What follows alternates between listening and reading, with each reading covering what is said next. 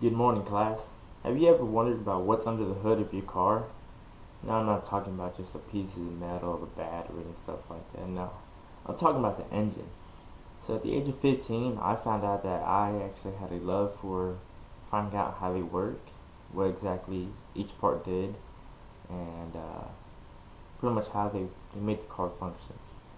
And so, today I'm going to start off by talking about a little bit of a breakdown of the engine and tell you about the most common engines used today, such as the 4-cylinder, 6-cylinder, and 8-cylinder.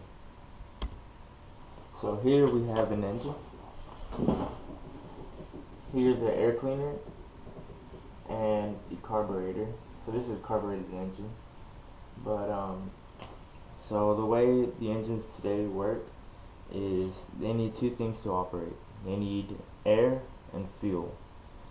So whenever engines are made, their air to fuel ratio is really big, or designers are really big and engineers are really big on getting that set to a certain level so that the engine can actually function properly.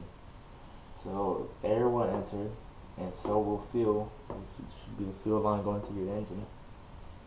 So they'll both enter and be pushed down into this chamber right here where the piston and the valves meet.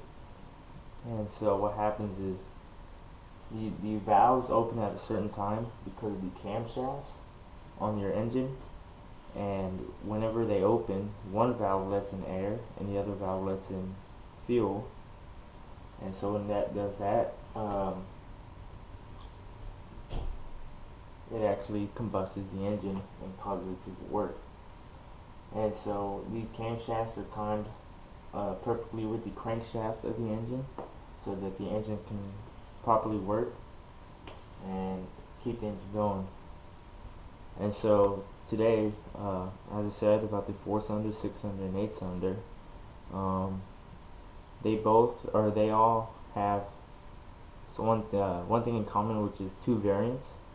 They have the inline 4-cylinder and the V design, the V4, V6, V8. Is very uncommon actually for the 4-cylinder, but let's go ahead and start off with the inline 4-cylinder. This typically means the cylinders are in a line.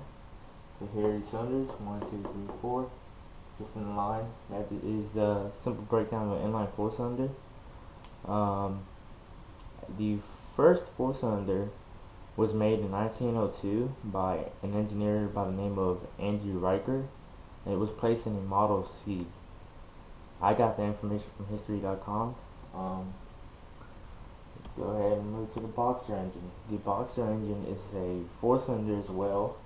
It's got two cylinders going this way and two cylinders going this way. It is flat. So as you see here in this picture, there's one cylinder, 2-cylinder, 3-cylinder, 4-cylinder. It's not showing the block, but it's showing the crankshaft and the pistons itself. These engines are found in Subarus. Mostly Subarus. I'm not sure if there are any other vehicles that have them actually, but all it is a flat type of engine instead of a straight up and down engine. And next we have the V4 engine, which is two cylinders on one side, two cylinders on the other side. It's pretty much the same design as a boxer, except it's in the V design. The last V4 was produced by Ford in Europe, but it was later replaced by 6-cylinder because consumers just didn't like the way it operated. And I got that from cartauto.com. Here we have the inline 6-cylinder. It's pretty much just the same as the inline 4-cylinder. It's just got two more cylinders in it. It works exactly the same way. That's one variant of the inline of the 6-cylinder. And here's another variant of the 6-cylinder, which is the V6 design, the most commonly used 6-cylinder nowadays. As you see here, it shows the way the crankshaft and pistons work right here. Here's the design of the V. These are found in a lot of vehicles today. And here we have the inline 8, which is an inline 8-cylinder engine. It has 8 cylinders. And the first one was produced in the 1920s, and it was produced for aircraft, as seen here. It wasn't produced for vehicles.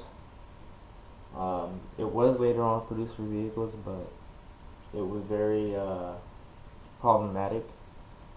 The balance and everything of the engine just would break a lot of things, and so they switched that. And here, the last one we have is the V8, most likely found in sport cars or trucks, just things that need more power. There's the V design, there's the Corvette engine, and the Camaro engine. So those are the most common variant engines of today that you'll find in vehicles, except for the V4 and the inline 8 cylinder. Thank you for your time. I look forward to seeing y'all speeches. Thank you.